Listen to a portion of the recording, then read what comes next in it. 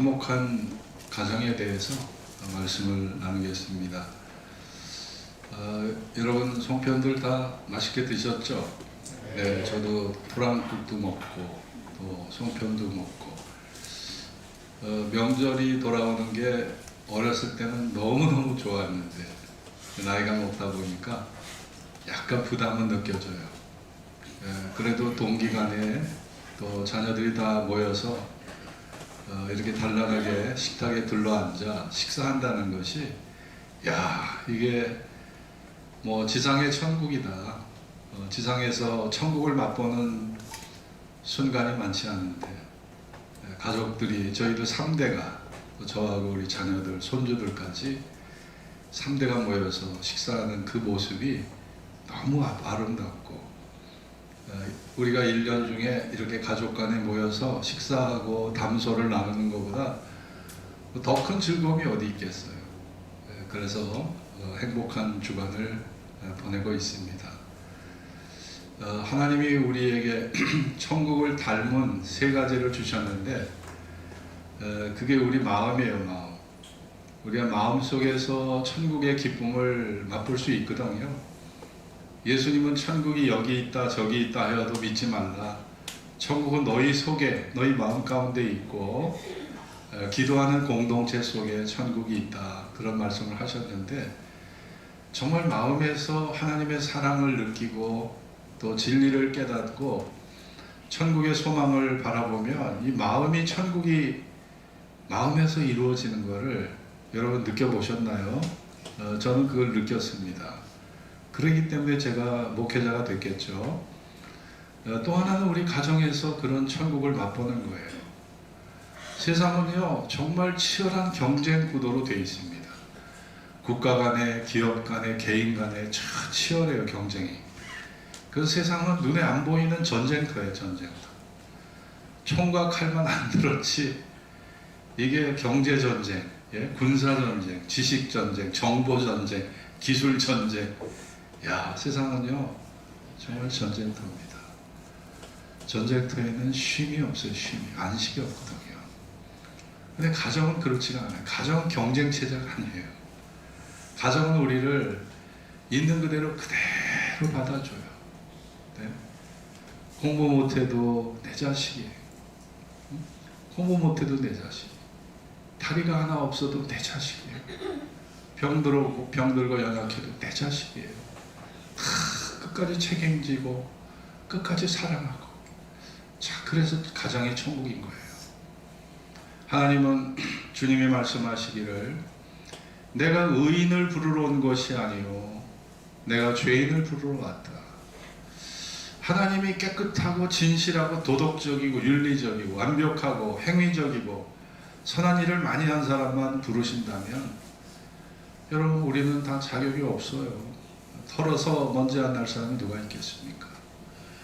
그런데 주님은 바로 의인을 부르러 온 것이 아니라 내가 죄인을 부르러 왔다고 말씀하셨어요. 그렇습니다. 주님은 조건을 따지지 않습니다. 우리 과거의 행위에 의해서 구원받는 게 아니에요. 누구든지 예수 앞에 나오면 내게로 오는 자를 내가 내어쫓지 않겠다. 부모가 자식을 끝까지 책임지고 끝까지 사랑하고 끝까지 품듯이 하나님이 우리를 그렇게 사랑하시겠다는 거예요. 그러니 가정이 천국이고요. 교회가 천국입니다. 이 세상에서 천국의 닮은 꼴이 3가지가 있어요. 우리 마음, 그리고 가정, 교회인 것이죠. 그래서 그 중에 하나가 바로 가정입니다. 가정은 하나님께서 최초에 세우신 기관이 가정이었어요. 아담을 지으시고 하와를 지으시고 그 다음에 둘을 짝지어서 가정을 세우시고 그리고 자녀를 낳게 하셨습니다. 가정의 창시자는 하나님이세요. 하나님이 가정을 이 세상에 허락하신 거죠. 그래서 가정의 주인은 사실은 남자도 아니고 여자도 아니고 가정의 주인은 하나님이세요. 왜냐? 하나님에게서 비롯됐기 때문에 또 하나님이 짝지어 주셨기 때문에. 저도 저희 집사람하고 이제 42년째 살고 있습니다. 41년째 살고 있어요. 왜 우리 저하고 완전히 반대되는 저희 집사람을 만나게 하셨을까? 뭐 하나에서 10가지 똑같은 게 한 개도 없어요. 정말 이렇게 다른데. 네? 늘 얘기하잖아요. 제가 화장지도 저는 위에서부터 이렇게 내려오는 걸 좋아하는데 저희 집사람 화장지를 꽂으면 항상 밑에서 올라오는 걸 그렇게 해요. 이상해요. 그게 참 이상하고 하나에서 10가지 같은 게 없어요. 돈 쓰는 방식, 말하는 방식, 뭐 자녀 키우는 방식 너무 다 달랐어요. 그런데도 우리 부부가 서로 부족한 점이 있어요. 제 부족한 점을 저희 집사람이 항상 메꿔주고 또 저희 집사람이 부족한 것은 제가 메꾸고 그러니까 하나님이 서로 이게 보완이 돼서 조화가 되도록 하나님 붙여주셨더라고요. 그 다르다는 것이 갈등의 요인이 아니라 그 달랐기 때문에 여기까지 잘 살아온 거예요. 여러분은 안 그렇습니까? 다른 것이 이게 갈등과 대립의 요소가 아니라 다르기 때문에 더 아름다운 거예요. 사실은. 그래서 저는 하나님께서 이 부부도 짝지어 주셨다.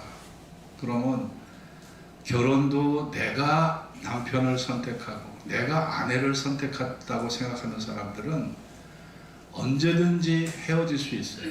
언제든지 이혼할 수 있어요. 그런데 하나님이 짝지어 주셨다고 생각하는 가정의 권위가 하나님에게 있다라고 생각하는 사람은 함부로 이혼을 못해요.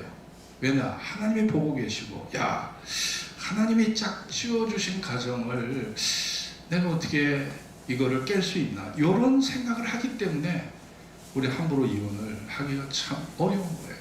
예수 믿는 사람들은요.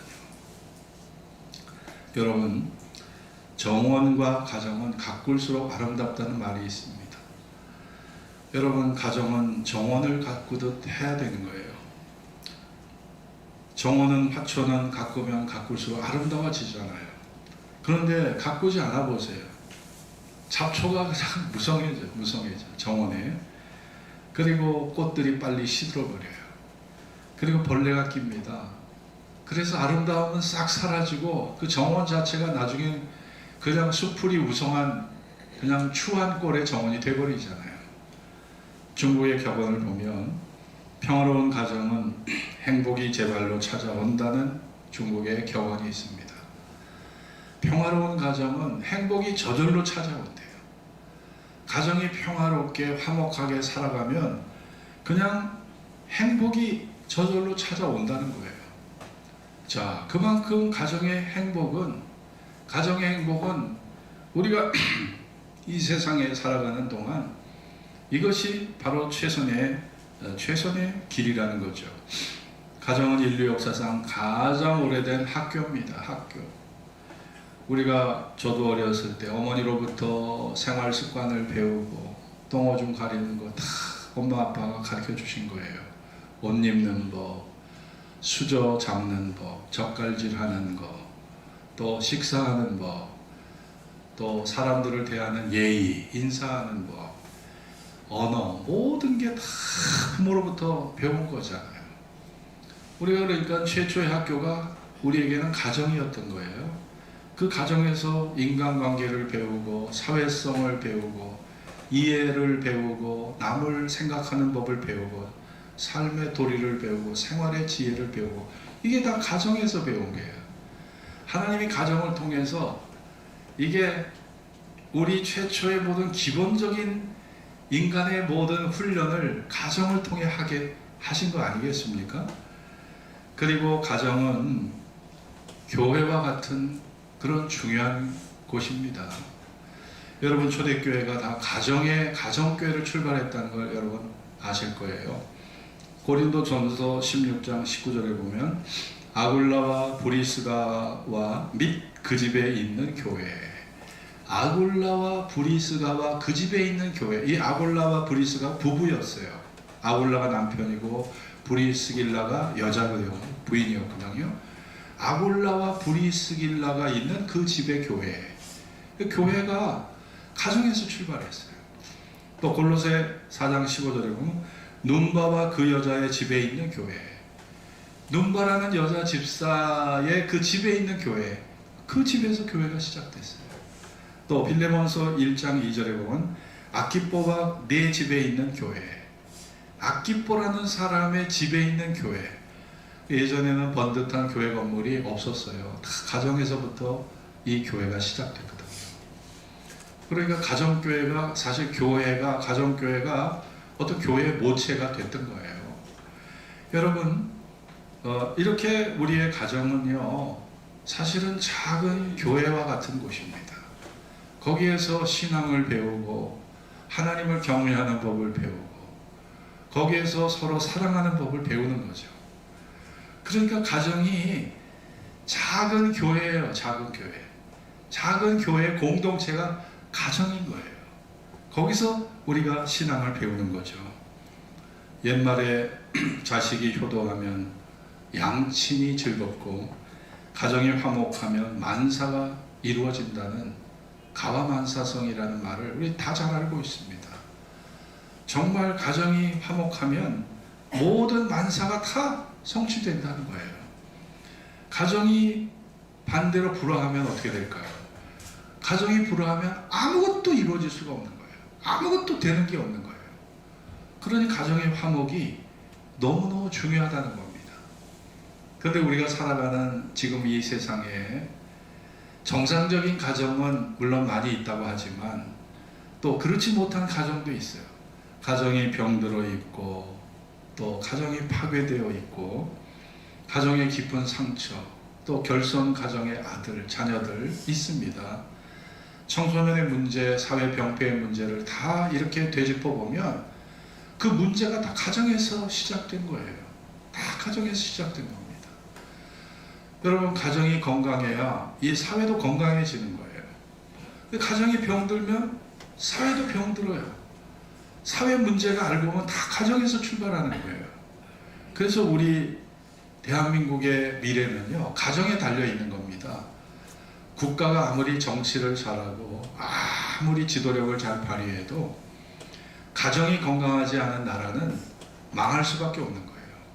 그래서 우리 가정 한 가정 한 가정, 한 가정 한 가정이 건강하고 화목하게 세워질 때 이 나라 미래도 있는 거 아니겠습니까? 그래서 가정이 중요한 것입니다.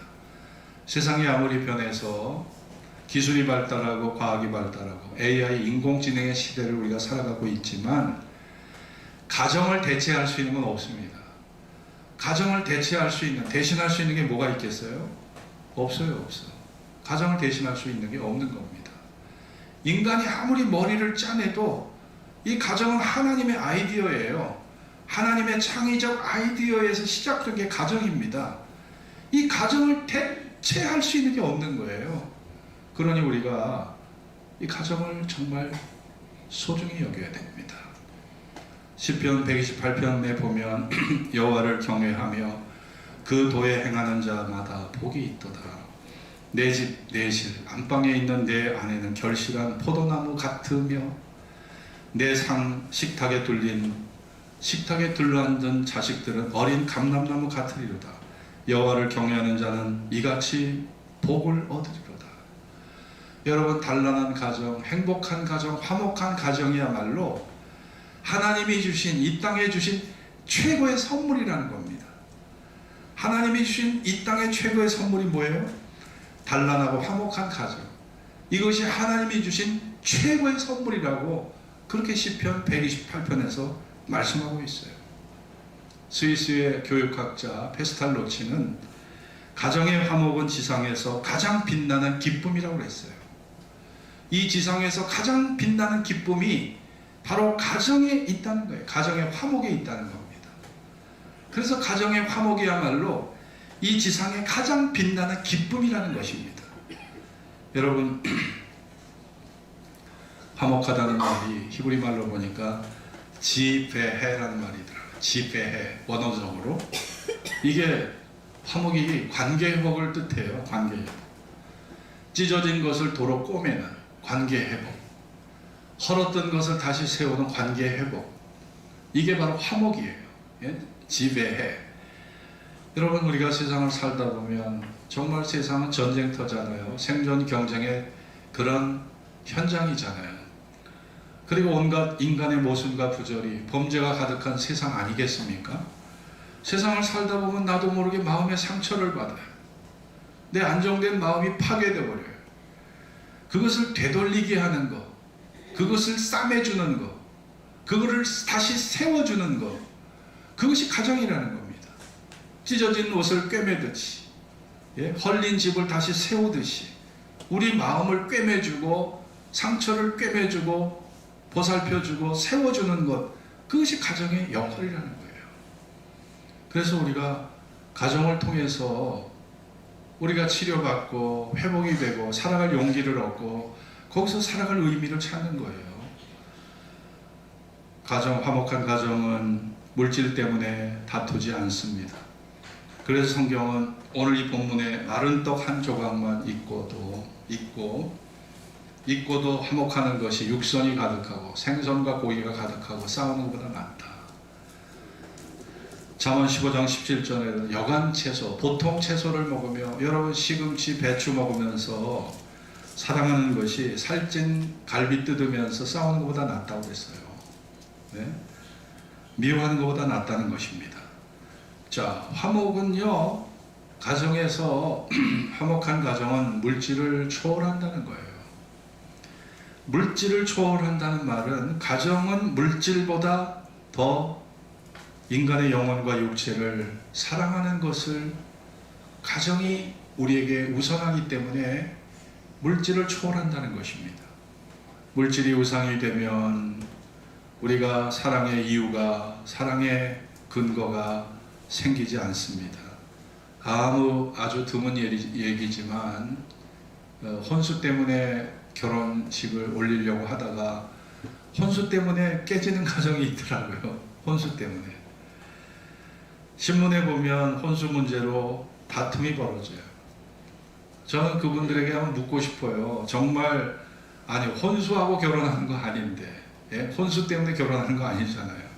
도대체 자동차가 뭐고 집이 뭐길래 우리가 사랑해서 만난 사람 아니겠습니까? 제가 저희 딸이 결혼할 때 상견례를 하게 됐어요. 상견례를 하는데 사위들 우리 그분이 오셨어요. 어머니도 오셨고 또 그 친척들이 다 오셨는데 제가 그때 했던 말이 기억나요. 이 두 사람이 이렇게 사랑을 여기까지 꽃피기까지 많이 서로 사랑하고 인내하면 여기까지 왔는데 다른 이유로 이 아이들의 사랑이 다른 이유로 우리가 훼손되지 않도록 우리 부모들이 울타리가 되어 줍시다. 그런 얘기를 제가 했거든요. 자, 정말 사랑이 열매 맺어서 그 자리까지 오기까지는 많은 인내의 세월, 또 얼마나 고민도 많이 하고 얼마나 마음의 갈등도 많이 했겠어요. 그리고 두 사람이 이제 결혼을 결정해서 이제 결혼 날짜를 받으려고 상견례를 하고 있다면 여러분, 다른 어떤 것보다 이 순간이 중요한 것이고 두 사람의 사랑이 중요한 거예요. 그 사랑을 대신하고 그 사랑을 교체할 수 있는 건 아무것도 없는 거예요. 그거 혼수이든 무슨 뭐이든 그렇잖아요. 그러니까 두 사람의 사랑에 최고의 비중을 둡시다. 나머지는 다 우리가 양보할 수 있잖아요.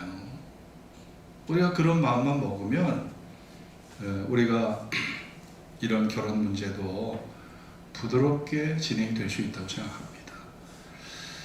어떤 가정은요, 유산 때문에 또 싸워요. 부모가 자식을 위해서 유산을 남기는 것도 참 그것도 좀 조심해 봐야 합니다.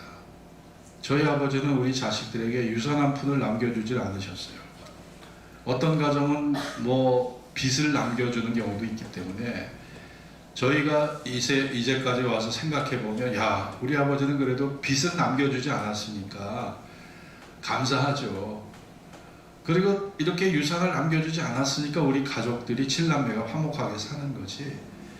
예를 들어서 뭐 100억 정도의 땅이 있었다, 뭐 10억 정도의 그런 현찰이 있었다고 한다면 아마 그 땅과 돈을 차지하기 위해서 엄청난 싸움을 했을 거예요. 엄청난 싸움을 했을 거예요. 제가 옥인동에 저희 집에 살 때 저희 형님이 그때 저희 집이 그래도 꽤 잘 나갔을 텐데, 아니 우리 아버지가 이태원에다가 양복점을 차려주지 않는다고 그래갖고 돈을 달라고 술을 먹고 와서 막 그냥 행패를 부리고, 쓰레기통 그 예전에는 집집마다 쓰레기통이 앞에 큰 그 쓰레기통이 하나씩 다 있었는데 그걸 막 때려 부시고 소리를 막 고래고래 지르고 아버지하고 싸우던 생각이 나요. 야, 지옥이 따로 없어요. 야, 이 돈 때문에 싸우니까 이 지옥이 돼. 그냥 하루아침에 가정의 천국이 지옥으로 변하더라고요. 제가 그걸 중학교 1학년 때 그걸 경험했습니다. 야, 지옥이 따로 없구나. 이게 지옥이구나. 이 돈 때문에 싸우면 이 사람이 지옥이 되더라고요. 빌 게이츠는 세계 최고의 부자잖아요. 그의 재산이 우리나라 돈 한 사람 154조더라고요. 우리나라 2022년도 작년 예산이 600조예요. 600조.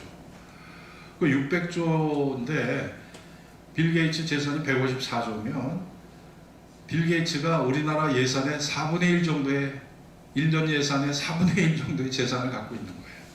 엄청난 부자잖아요. 그런데 자기 아들한테는 $10,000,000, 130억 원밖에 안 준대요. 130억 원도 어마어마한 돈이잖아요. 그런 빌 게이츠의 154조에 비하면 이거는 껌값이에요, 껌값. 자, 그런데 그 아들조차도 아버지 유산을 그렇게 별로 받을 생각을 안 한대요.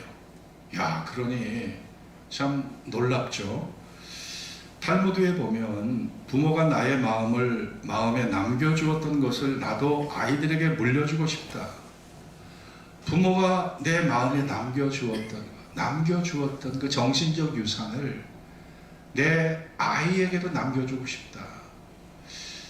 자, 유대인들이 유대인이 될 수 있었던 것은 이 정신적 유산, 부모가 나에게 물려주신 그 정신적 유산, 이 사람들은요 이거를 중요하게 생각하더라고요. 우리는 물질을 자꾸 물려주려고 그래. 자식, 야, 내가 고생하고 돈 모았으니까 야, 너는 고생하지 말아야지. 너는 고생하면 안 돼.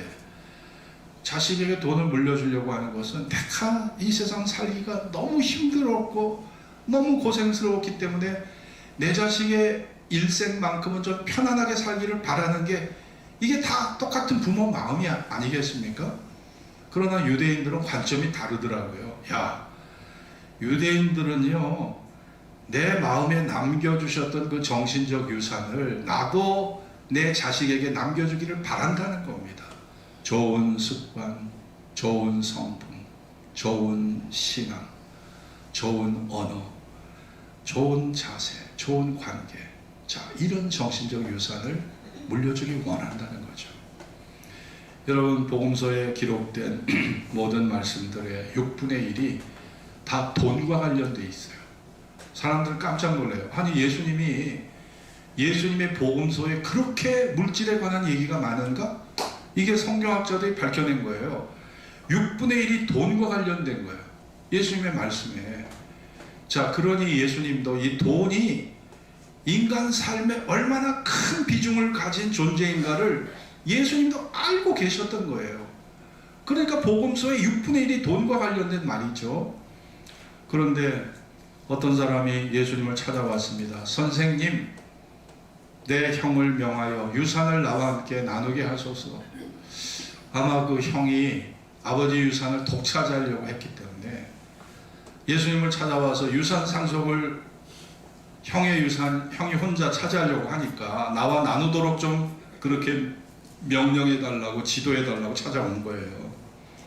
그때 주님이 하신 말씀이 삼가 모든 탐심을 물리치라. 사람의 생명이 그 소유에 넉넉한데 있지 아니하니라 말씀하셨습니다. 예수님 당시나 지금이나 형제들의 유산 다툼이 사라지지 않고 있다는 거예요. 고려 공민왕 때 형제 투금이라는 얘기가 있습니다. 형제가 같이 길을 가는데, 산길을 가는데 금덩어리 둘을 발견했어요. 그래서 형이 하나 갖고 동생이 하나 가졌습니다. 그리고 이제 고개를 넘어서 강을 건너야 되는 상황이 됐는데 갑자기 동생이 길에서 주운 금덩어리를 강물 속에 던져버리는 거예요. 형이 옆에 있다가 아니 너 왜 금덩어리를 버려? 정신 나갔냐? 막 그러는 거예요. 그때 동생이 뭐라고 얘기하나? 형, 내가 금을 가지고 보니까 형만 없으면 금덩어리 2개가 다 내 것이 될 텐데 형이 옆에 있다는 거 생각하고 형을 내가 미워하게 됐어. 형이 죽었으면 어떨까? 죽었으면 없어지면 어떨까를 생각하게 됐어. 그래서 금덩어리를 버렸다는 거죠. 형은 그 얘기를 듣고 자기도 같은 생각이 들었었다고 하면서 금덩어리를 버렸다고 합니다. 이것이 고려 공민왕 때 형제 투금이라는 얘기로 남아있는 그런 하나의 야사입니다. 이스라엘에 가면 예루살렘에 통곡의 벽이 있습니다. 저는 왜 통곡의 벽이라고 불렀을까? 아마 이스라엘은 전쟁을 많이 치룬 나라이기 때문에 또 고통을 많이 받은 나라이기 때문에 그 성벽을 붙잡고 하나님 앞에 평화를 달라고 눈물로 기도를 많이 했기 때문에 통곡의 벽이라고 이름을 붙였구나, 이렇게 상상을 했거든요. 근데 그 유래가 있더라고요. 유래가 두 형제가 있는데 형은 자녀가 많았습니다. 부양가족이 많았어요. 동생은 부양가족은 없었지만은 가난했어요. 가을 거지가 끝나고 형은 가난한 동생의 창고에 곡식단을 몰래 그렇게 옮겨줍니다.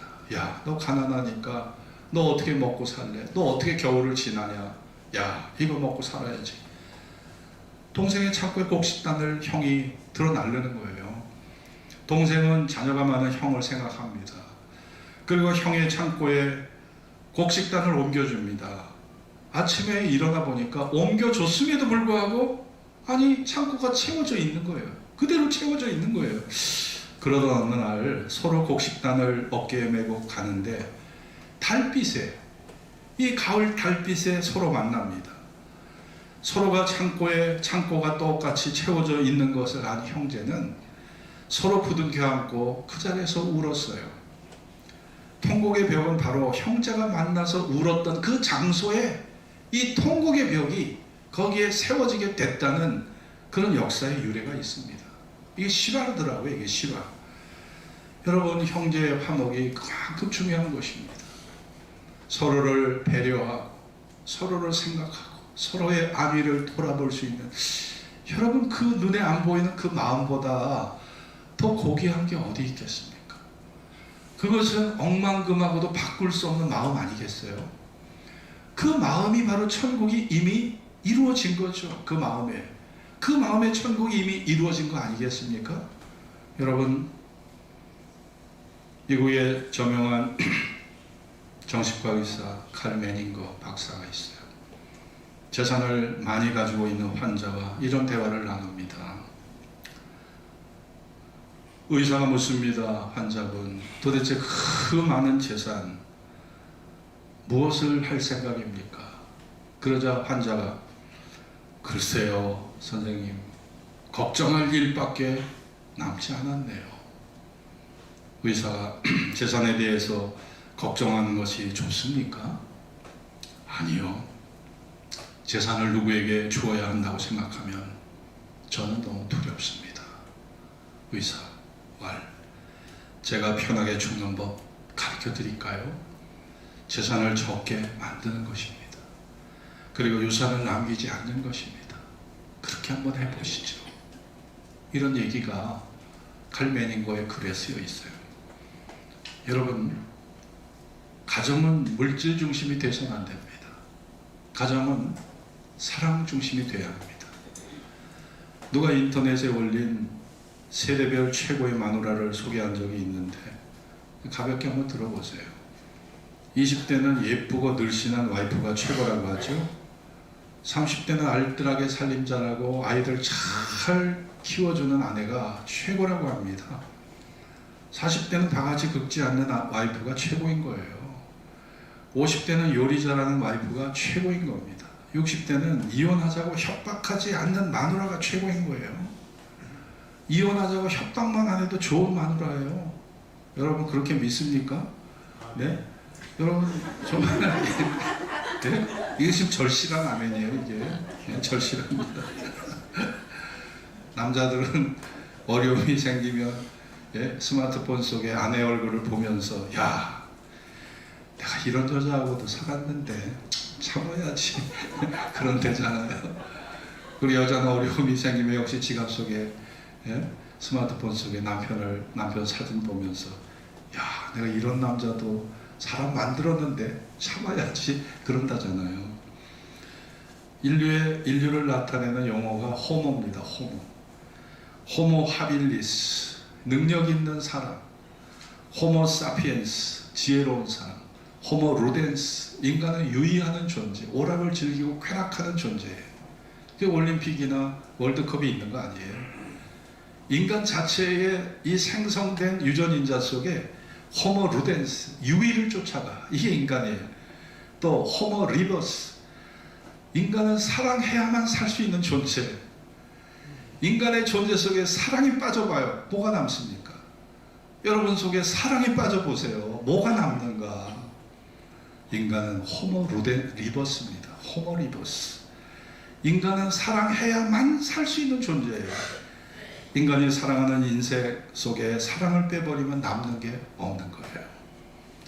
결혼에 관한 이런 격언이 있습니다. 판단력이 부족하면 결혼하고, 이해력이 부족하면 이혼하고, 기억력이 부족하면 재혼한다는 말 여러분 잘 아시잖아요. 결혼도 어떻게 보면 인간의 행복과 만족을 위한 완벽한 해답은 아니에요. 그러니까 하나님이 천국을 남겨놓으신 거예요.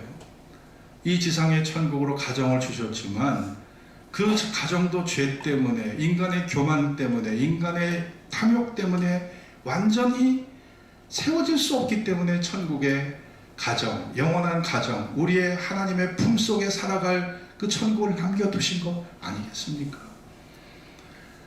결혼의 전제가 자기 만족이라는 이기심에서 출발하면 그 가정은 행복할 수가 없는 거예요. 자기 만족을 이루려면 상대가 나에게 100% 양보해야 돼요. 100% 희생해야 돼요. 일방적 희생을 기쁘게 여기는 사람은 세상에 아무도 없어요. 서로의 입장에서 이해하고 양보해야 가정은 조화될 수 있는 겁니다. 아니, 나도 100% 남편이 아니고 100% 내가 여자가 아닌데 상대에게만 100% 100점을 요구하면 되지 않겠습니까? 안 되지 않겠습니까? 저도 결혼 41년 차, 결혼 생활 제가 5년 전에 저희 집사람한테 그랬어요. 여보, 나에게 너무 잘해주려고 하지 마. 당신 지금 모습으로 충분해. 너무 잘해주려고 하지 말라고. 당신도 이제 늙어가는데 너무 잘해주려고 하지 말라. 지금 이대로 충분하다. 여러분, 저 그렇게 얘기했습니다. 저는 이번에도 뭐 추석 맞이하면서 화장실 청소 제가 다 했어요. 냉장고를 보니까 좀 지저분해서 냉장고 청소 아주 구석구석 다 했는데 아주 마음이 개운하더라고요. 우리 집사람의 수고를 덜어주는 것이 그래도 몇 개월이라도 더 삶을 연장하는 계기가 되지 않을까요? 그러니까 정말 우리 집사람이 건강해야 저도 행복하게 사는 거지. 우리 집사람이 힘들면 저도 힘들어지는 거 아니겠어요? 그러니까 잘해주려고 하는 거예요. 조금이라도. 로라 슐레징거 박사가 있습니다. 미국 사람인데 결혼과 가족 치료에 관해서 논문을 써서 콜롬비아 대학에서 박사학위를 받은 사람이에요. 여성 심리에 관한 6권의 책을 썼는데 이게 베스트셀러가 돼서 400만 부가 팔렸어요. 미국에서 400만 부. 엄청난 양의 책이 팔린 거예요. 이분이 남녀관계를 망치는 10가지 실수에 대해서 로라 슐레징거 박사가 얘기합니다. 첫째, 버림받을 것을 두려워해서 중대한 사실을 숨기는 것을 피하라는 거예요. 학력 속이는 거, 예? 또 나이 속이는 거. 어떤 남자는요, 제가 아는 남자는 자기가 결혼할 당시에 35세인데 28세로 속였어. 결혼하고 아이를 낳을 때 그 얘기를 딱 한 거야. 아니 35세인데 28세 7살을 낮춘 거예요. 애가 낳는데 어떻게 되겠어요? 야, 여러분 학력 속이고 나이 속이고 저도 좀 속인 거 있어요. 키가 170이 안 되는데 170이라고 우겼어 계속. 솔직히 저 168이었거든요. 근데 160대가 그렇게 저 자신도 키 작다는 소리 안 들으려고 2cm를 올렸다니까 제가. 예? 예, 그런데 이 속이는 거 안 좋은 거에게 신뢰를 잃어버려요. 예, 그래서 우리가 정말 버림받을 것을 두려워해서 중대한 사실을 숨겨요. 여러분 지병이 있다면 어떤 유전병이 있다면 얘기해야 합니다. 왜냐하면 나 때문에 저 사람이 나 때문에 그 힘든 병고를 치러야 되잖아요. 솔직히 얘기하고 그래도 내가 당신이 좋다. 그래도 결혼하겠다면 결혼은 해야죠. 그런데 이 사실을 숨기고 하는 것은 이거는 이제 두고두고 서로를 신뢰하지 못하는 결과를 낳는다는 거예요. 신뢰증거 박사의 얘기는. 두 번째는 사랑하는 사람보다 내 자유가 더 중요하다고 생각하는 것. 이 이기적인 태도가 가정을 파탄으로 만든다고 합니다. 셋째, 아무것도 아닌 일에 과민 반응하는 거. 아니 문자 오는 거, 전화 받는 거, 예? 뭐 이런 것들 때문에 다 그냥 옛날 우리 어르신들은 밖에 나갔다가 뭐 출장 갔다 한두 달 만에 오면 애 하나씩 데리고 왔어요. 옛날에는 그렇다고 옛날 산 노인들 그렇다니까. 아니 한두 달 출장 갔다 오면 애 하나씩 데리고 왔어요. 제가 효자동 우리 집에 살 때 보면 우리 골목에 그런 집들이 허다했어. 지금 남자들이요, 여러분 정말 많이 개량된 거예요. 정말 많이 바뀌어진 거예요. 예전에 누가 남자가 애 업고 다니는 남자가 어디 있고 집에서 부엌에 들어가서 저기 요리하는 남자가 어디 있었습니까 예전에. 지금 그거 다 하고 살잖아요. 여러분 우리가 부모한테 배운 게 뭐 있어요? 예? 아내한테 잘하는 거 본 게 뭐 있습니까? 우리가 노력해서 이만큼 바뀌었으면 칭찬해주고 격려해주고, 여러분 여자분들 그러실 줄 믿습니다. 예, 그렇게 하셔야 됩니다 여자분들. 왜냐하면 배운 것도 없이 그걸 하려면 힘든 거예요. 그래도 지금 많이 바뀌어졌잖아요. 많이 달라진 거 아닙니까?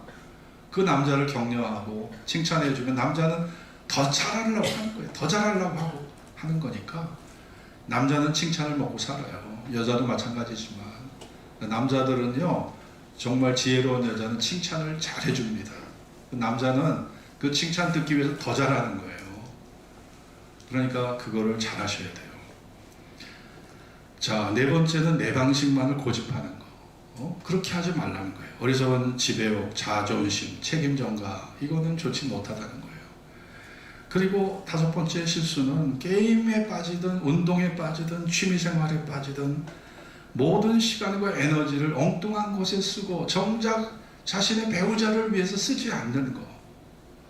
그러니까 우리가 둘이 사랑해서 결혼했는데 내 존재가 저 뒷전으로 밀려간다는 것 자체가 이 결혼 생활에 위기를 가져오는. 나는 뭔가 내가 행복을 위해서 사랑을 위해서 결혼했는데 아내가 너무 자식에게 빠져서 남편을 갖다 찬밥 취급하면은 좋아할 남자 하나도 없어요. 아니 여자는 애를 이렇게 출산하고 나면 애한테 홀딱 빠져서 에너지와 열정과 시간을 다 자식에게 씁니다. 남편은 뒷전이에요. 다 뒷전입니다. 그때 남자가 깊은 소외감을 느껴요. 야, 이거 내가 이러려고 결혼한 게 아닌데. 그래서 여러분이 이 마음에 이 배분을 잘 하셔야 돼요. 예? 자식에게 7을 줬으면 남편에게 3을 줘야 돼요. 5대5로 가면 더 좋고요. 그 배분을, 마음의 에너지 배분을 잘 하셔야 됩니다. 한쪽에 너무 쏠려보세요. 그 남자 결국은 바깥으로 관심 돌려버려요. 그럼 그 불행의 씨가 결국 나한테 돌아오게 돼 있어요. 배분을 잘 하셔야 된다니까. 이거 10가지 다 하려면 시간이 너무 걸려서 여기까지만 하겠습니다. 여러분, 하나님께서 하와를 만드실 때 아담의 갈비뼈를 취했습니다. 이유가 뭘까요? 왜 갈비뼈를 뽑아서 하나님께서 다리뼈를 가지고 만드셨다면 아마 하와가 아담을 밟는 습관을 가졌을 거예요. 발로 툭툭 치고 다니고 그랬을 거예요. 팔뼈를 갖고 만드셨다면 아마 남편에게 삿대질하고 살았을 거예요. 머리뼈를 가지고 하와를 만드셨다면 아담 앞에 항상 주인 노릇하려고 했을 겁니다. 턱뼈를 가지고 만드셨다면 말이 많아서 싸움이 그칠 날이 없었을 거예요. 어깨뼈를 가지고 만드셨다면 늘 그냥 거들먹거렸을 거고요. 목뼈를 갖고 만드셨다면 목을 뻣뻣이 세우고 교만했을 거예요. 갈비뼈를 왜 만드셨어요? 갈비뼈를 취하여 만드셨어요. 갈비뼈는요, 팔 아래에 있습니다. 머리 아래에 있어요. 자, 이게 보호의 뜻입니다. 보호의 뜻. 갈비뼈는 심장과 가장 가깝습니다. 사랑의 의미를 갖는 것이에요.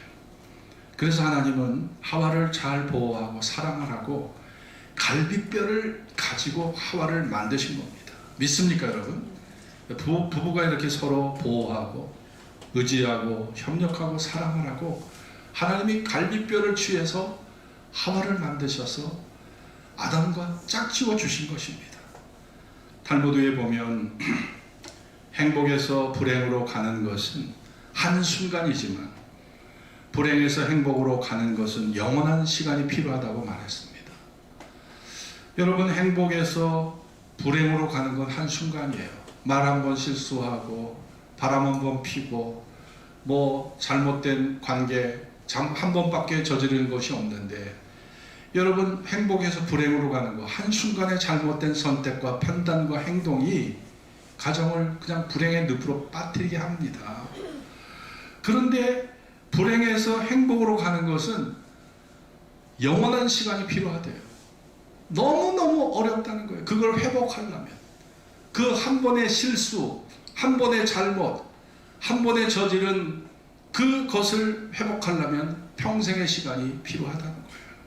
그러니까 우리가 딱 한 번이라도, 뭐 인간이니까 어쩔 수 없이 딱 한 번이라는 것도 조심해야 된다는 거예요.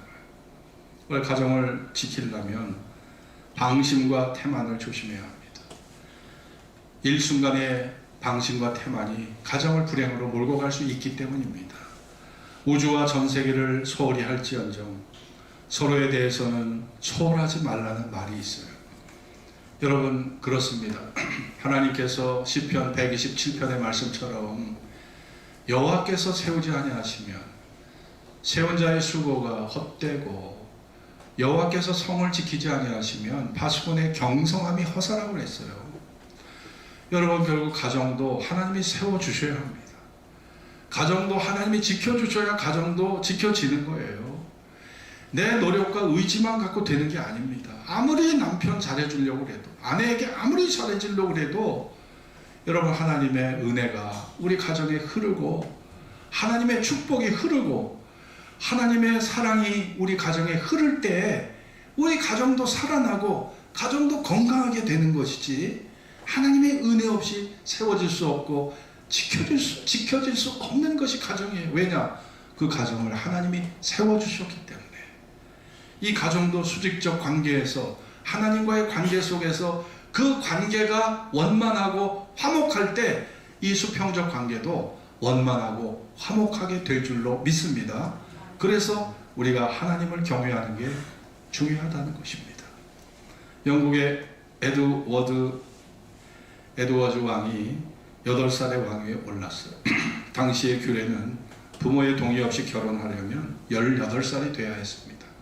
이 에드워즈가 옆에 있는 신하에게 물었습니다. 아니, 왜 꼭 18살이 돼야 내가 결혼해야 됩니까? 묻자 신하가 뭐라고 답변을 했겠습니다. 폐하, 그것은 여자를 지배하는 것이 나라를 다스리는 일보다 어렵기 때문입니다. 여자를 지배하는 것이 나라를 다스리는 것보다 더 어렵대요. 나라는 질서 있죠. 법이 있죠.